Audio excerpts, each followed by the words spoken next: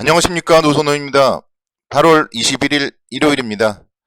광복절이 지나고 뭔가 좀 서늘해져야 될 날씨인데 이번 주말 좀 늦더위가 좀 상당히 심한 것 같습니다. 여러분들 건강관리 주의하시기 바라겠고요. 또 이렇게 좀 무더운 날씨에 집에서 좀 시원하게 해놓고 독서도 하고 또 다음 한 주일 동안에 뭐 주식시장 분석을 해보고 이런 시간도 좀 많은 도움이 될 것 같습니다. 특히나 정말 여러분들 실적 시즌이 이제 마무리되었기 때문에요. 각자 보유 종목들의 2분기 실적들 꼭 기본적으로 좀 체크를 좀 해보시기 바라겠습니다. 오늘은 지난 주말 마감되었던 미국 시장 마감 시황 살펴드리고요. 또 주간 경제 지표 발표 일정 그리고 관심 종목 말씀을 드리도록 하겠습니다. 토요일 새벽 마감된 금요일에 미국 시장 좀 좋지 못하게 마감을 했습니다. S&P 500 지수가 1.2%대 하락을 했고 나스닥 지수 2%대, 다우존스 0.86%대 하락을 하는 모습을 보였습니다. 주간 단위로 계속적으로 한 4주 정도 상승 흐름이 있었는데 오랜만에 좀 4주 정도 반등 이후에 마이너스 수익률을 기록했다. 그렇게 좀 생각을 해본다면은 사실 뭐 한 주 정도의 조정, 숨고르기 너무 걱정할 필요는 없겠다. 다시 한번 또 강조를 드리겠습니다. 9월 FOMC 쪽으로 이제 또 시장의 시각이 좀 움직이고 있습니다. 그런 가운데서 또 세인트루이스 연은 총재인 제임스 블라드 총재가 인플레이션을 잡기 위해서 75 베이시스 포인트 인상이 필요하다. 그런 의견을 피력하면서 좀 시장에 조심스럽게 좀 좋지 못한 모습들이 보였고요. 특히 이제 FOMC 의사록 발표된 이후에 좀 공격적인 정책 기조에 대한 좀 불안감이 시장의 악재로 작용을 하는 모습을 보였습니다. 일단은 뭐 앞서서 일정을 통해서도 말씀을 드리겠지만 이제 이번 금요일 날은 또 잭슨홀 미팅이 있거든요. 그래서 잭슨홀 미팅에서 또 어떤 얘기들이 나올지가 좀 뭐 더욱 중요하다. 그렇게 말씀드릴 수가 있겠고 그 전에 시장은 좀 박스권의 움직임을 보일 가능성이 높겠다. 이렇게 설명을 드리겠습니다. 미국 시장 같은 경우 보시면 지금 S&P 500 기준으로요. 21선 라인이 4,150포인트 정도에 있습니다. 그래서 현재 주가 수준 4,228포인트인데요.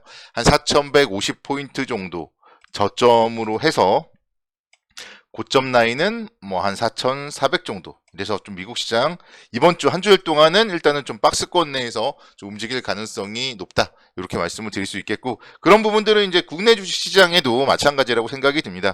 국내 주식 시장 지난 8월 16일 화요일 날 고점을 형성을 했어요. 2,546포인트에서 고점을 형성하고 나서 좀 한 주일 좀 힘든 모습을 보였는데요. 또 뭐 월요일 날 내일 만약에 미국 시장 영향 등으로 하락을 한다 하더라도 2,470 그리고 뭐 한 단계 정도 더 좀 보수적으로 보더라도 2,450 정도에서 2,550선 정도 한 100포인트 정도 박스권 정도 움직임을 보일 가능성이 높다. 이렇게 설명을 드릴 수가 있겠습니다. 그래서 이 시장에 대해서는 당연히 시장은 지금 여러분들 보시면 아시겠지만 7월 4일 이후에 어느 정도 레벨업을 해왔고 그렇기 때문에 그런 가운데서 좀 숨고르가 필요한 그런 8월 말이다. 이렇게 말씀드릴 수 있겠습니다.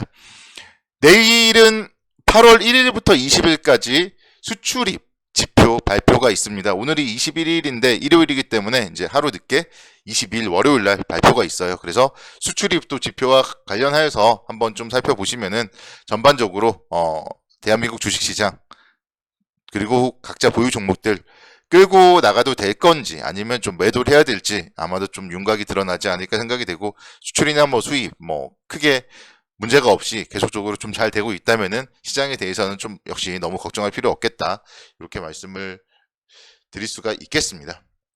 그런 가운데서 이제 앞서서 말씀드렸듯이 금요일 날에 또 잭슨홀 미팅이 상당히 좀 뭐 중요한 그런 포인트예요. 그래서 그리고 또 이제 파월 의장이 26일 날 경제 전망에 대한 주제로 연설을 합니다. 그래서 26일 날 파월 의장의 연설과 함께 잭슨홀 미팅 상당히 좀 중요하다.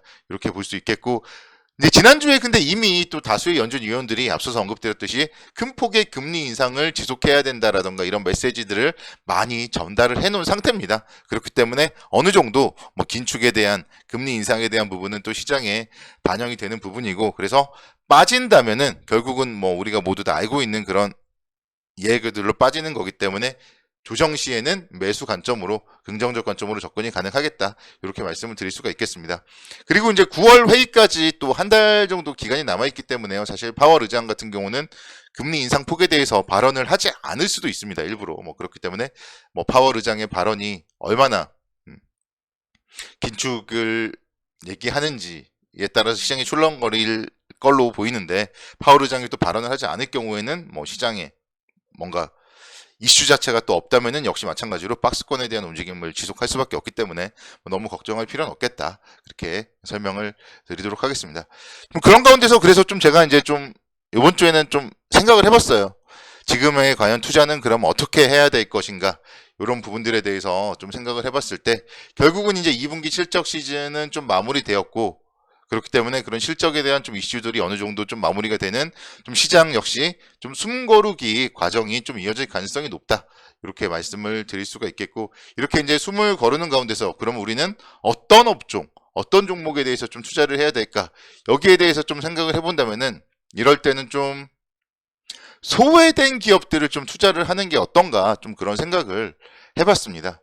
우리가 모두 다 알고 있는, 최근에 좀 상당히 좀 각광받고 있는, 지난번에 언급드렸던 태조 이방원, 뭐 그런 업종들 이미 다 많이 또 올랐잖아요. 그런 것보다는 오히려 좀 소외되었고 저평가되어 있는 그런 기업들에 대해서 좀 관심 있게 지켜보는 게 어떨까, 이렇게 좀 생각이 들고, 최근에 이제 지난주에 좀 가장 많이 흔들렸던 업종 자체가 자동차 업종이었어요. 그래서 자동차 업종이 좀 흔들리는 모습이 좀 많이 아쉬웠지만, 또 금요일날 같은 경우는 자동차 업종이 반등을 했단 말이에요. 그렇기 때문에 아무래도 좀 그런 가격 메리트가 있는 그런 기업들 다시 한번 좀 뭐 되돌아볼 필요가 있다, 그렇게 말씀드리겠고, 그래서 이제 제가 좀 생각을 해본 그런 업종이 증권 업종입니다. 증권 업종. 증권 업종 자체가 상당히 좀 좋지 못했어요. 지금 보여드리고 있는 키움증권의 차트만 하더라도 작년 9월 달에 12만 원대였던 주가, 불과 1년여 만에 주가가 6만 9천 원대까지 상당히 좀 많이 하락을 했고,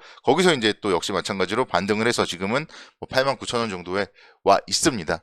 여기서 만약에 시장이 한 단계 더 레벨업을 한다, 그런 관점에서 본다면은 좀 증권 업종에 관심을 가져야 되지 않을까 생각이 들고, 뭐 시장이 조정을 받는다면은 빠질 때 역시 마찬가지로 이제 두 번째 빠지는 좀 쌍바닥 구간이기 때문에 뭐 충분히 좀 접근이 가능하지 않을까, 이렇게도 생각이 듭니다. 사실 이렇게 증권 업종이 좋지 못한 이유는 실적이 좀 상당히 좋지 못했어요. 거래대금 추이를 보시면은 계속적으로 좀 감소되는 모습이죠. 이 왼쪽 라인, 작년도 뭐 가을 겨울보다는 오른쪽 라인, 최근에 거래대금이 상당히 좀 좋지 못한 그런 움직임이었습니다. 그렇기 때문에 이런 부분들 어느 정도 거래대금에 대한 좀 피크 아웃을 형성을 했을 가능성이 높습니다. 거래대금이 이제 여기서 더욱더 나빠지지는 않을 것이다. 매일매일 데이 트레이딩을 하시는 분들도 분명 많고요. 뭐 스윙 트레이딩 하시는 분들도 많기 때문에 거래대금 자체가 여기서 더 나빠질 수는 없다, 이렇게 말씀드릴 수가 있겠고, 실적 역시 증권사들이 2분기에 상당히 좀 기대 이하의 실적들 발표를 많이 했었는데 이보다 더 나빠질 수는 없다, 이런 점들을 생각을 해본다면은 지금 증권업종에 대해서 아무도 관심을 갖지 않고 있을 때 우리가 좀 관심 있게 지켜봐야 되지 않나, 그런 생각이 들고, 그 중에 탑픽으로는 키움증권을 역시 꼽아볼 수가 있을 것 같아요. 고객이 가장 많고, 그리고 또 트레이딩을 계속한다면은 브로커리지 손익 부분에서 가장 안정적인 기업 중에 하나가 키움증권이기 때문에 증권업종 키움증권 좀 관심 있게 지켜봐야 될 것 같다.